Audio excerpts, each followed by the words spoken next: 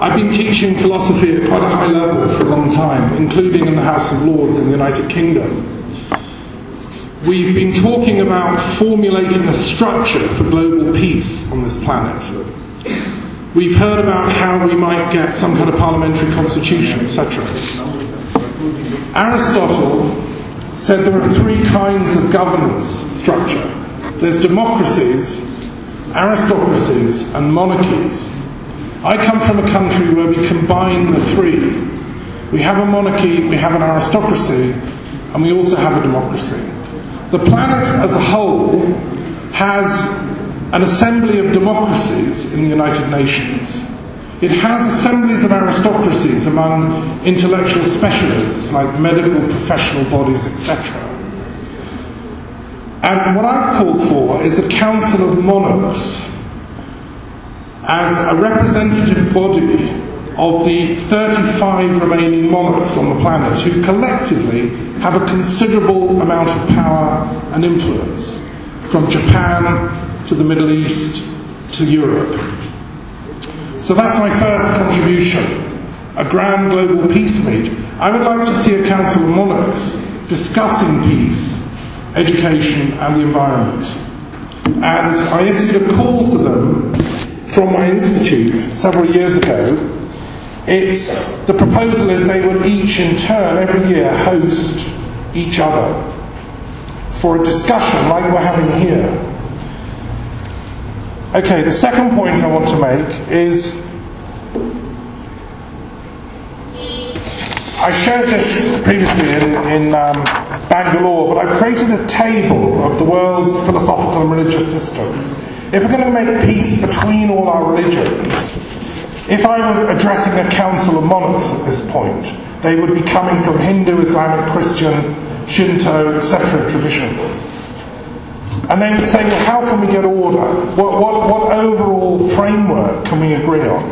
And I would say go back to Pythagoras.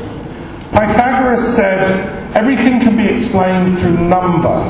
Arithme, number, is the arche, or source of being. If we apply mathematics to theology, we would say there are some people on the planet who worship zero, nothingness. They're the Buddhists. They say there is no God. They're the atheists. They say there's no God. And that's fine. We can worship zero. Zero has profundity in it, and much to offer. We look at number one, you can say there are many people that worship unity. Islam insists that God is one, a unity. Judaism insists God is one. So they worship the number one. Some people are dualists. They believe there's a double aspect to existence. The Zoroastrians believe in Ahura Mazda and Ahriman, in perpetual struggle. Taoists in China worship the Tao, which has yin and yang forms. Some people worship the Trinity, Christians, and Hindus worship Brahma, Vishnu, and Shiva. Some people believe four is the structure of existence, the quaternity that Carl Jung talked about, which brings solidity. Pagans worship earth, air, fire, and water held in perpetual balance. And so on, and so on, and so on. Hindus also believe in infinity. The number of gods and deities throughout this universe is actually infinite. And the ancient Druids and other pagan groups would believe the same. What I would say is here we have a formula for theological disarmament. If we accept that each person has their own numeric formula for reality, we don't have to dispute which is the best number. Because if you think about it, you cannot do mathematics without all the numbers. If I said go and calculate how many atoms of water are in this bottle, but you can't use the number 9, you couldn't do it. We need all the numbers to work together to create an overall map of existence that we can at least sit down together and work out together the accurate formula of reality. The third point I want to make is, as chair of the Truth and Reconciliation Commission for the Middle East, I'm very mindful that the great three monotheistic religions of the planet, Judaism, Christianity and Islam, were born in the Middle East. And I apologise that they're causing some discomfort. There are people dying virtually every day because of theological and theological political differences. I believe it is time to resolve this crisis, and I believe it can be done and has been done intellectually. If you study the great philosophers of Islam, Judaism and Christianity, if you look at the school of Cordoba in Al-Andalusiyah, where I was speaking earlier last year, if you study Ibn Arabi and Thomas Aquinas and Maimonides, you see that they provided a formula for peace between these religions. There is no need for these disputes. Furthermore, we have a specific formula that I would like to invite the Swami to participate in. This is called applied theology. In Jerusalem, which I visited several times and spoken at, there is an ancient city which is walled. The old city of Jerusalem is walled. The eastern gate of the old city of Jerusalem, which faces the rising sun, has been blocked since the 16th century by order of the then Sultan who controlled the area. Because the legend is that one day the Messiah will come in through this gate, and at that point, and only then, will world peace become possible. So since 1500, the gate has been deliberately blocked. Now when I went there, I sat at the foot of this gate and I had this strange feeling. I said, we've been waiting for many, many centuries for this Messiah to come and open this gate. Yet we have no agreement as to who or when or what that Messiah is going to be. The Jews say the Messiah has not yet come, they're still waiting. The Muslims say the Messiah was Christ, but then Muhammad came and gave back up, and eventually they're both going to come back. Christians say that was Christ, and he's going to come back. Hindus say there isn't one Messiah, there's a series of avatars. Jains say there isn't avatars, there's Tirthankaras, great teachers. Buddhists say there's Buddhists that come in succession. And so on and so on and so on. Everyone has a different formula. So what I'm proposing with the Golden Gate Project is that collectively the religious leaders of the world, such as our Swami here before us and all his equivalents, should collectively open this gate in a symbolic ceremony with the permission of the Mayor of Jerusalem, the government of Israel and the government of a newly independent Palestine, as a symbolic peace event. Well, I tell you, my brothers and sisters, if that happened, that would be worth a clap. But I'm working on it, seriously, and I'd then like to invite Swami to come and be there when we open that gate, in a procession, Hindus, Muslims, Jews, Christians, Buddhists, of all denominations, and then we build a peace tent in the Dome of the Rock for meetings like this. That would be a real grand peace meet. Okay. And I've spoken to people in Israel, both Jews and Muslims and Christians. They all say it's a great idea. Okay, so let's do it. That's my fourth point. The fifth point I want to make, just on behalf of the International Peace Bureau, which I'm here partly representing, as part of that long-term strategy for peace, we have to get rid of the nuclear weapons and other weapons of mass destruction on the planet. And we have to build, therefore, the structures of security that can resolve our conflicts, hence things like the Council of Monarchs project. And if we could genuinely open that Golden Gate, we would no longer need these weapons which manifest the fear. Somebody else on this platform said that what is blocking us is a fear to love. Well, Martin Luther King said we need to have the courage to love.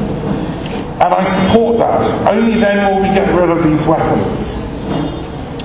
In a few last remarks, in Western philosophy and Christian tradition, we talk about the kingdom of God. as the invisible moral order behind the universe. Every religion in its own way talks about this. I think we need an interfaith theology of the kingdom of God.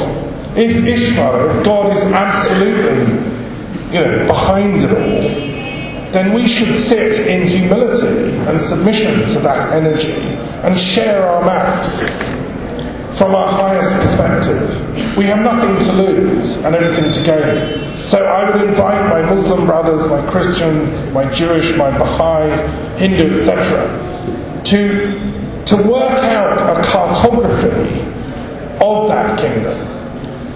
Now, coming back to the question of law, we've heard from a number of speakers that law is the way to create civil order on this planet, and we need to get legislation and institutions that can legislate, parliaments, etc.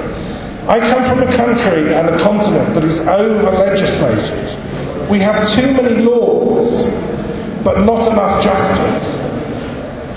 I want to just remind people that law is grounded in metaphysics, and that in the philosophy of law, it requires a moral freedom and autonomy of consciousness. And I think that our true world peace will arise when each individual can tune into their own moral freedom and their own sense of virtue.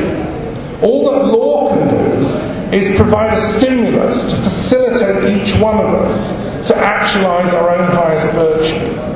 What we can't do is conceive a world where we're over-governed, over-policed, over-legislated, and over-surveilled by intelligence agencies who are all checking up on each other that we're all being good.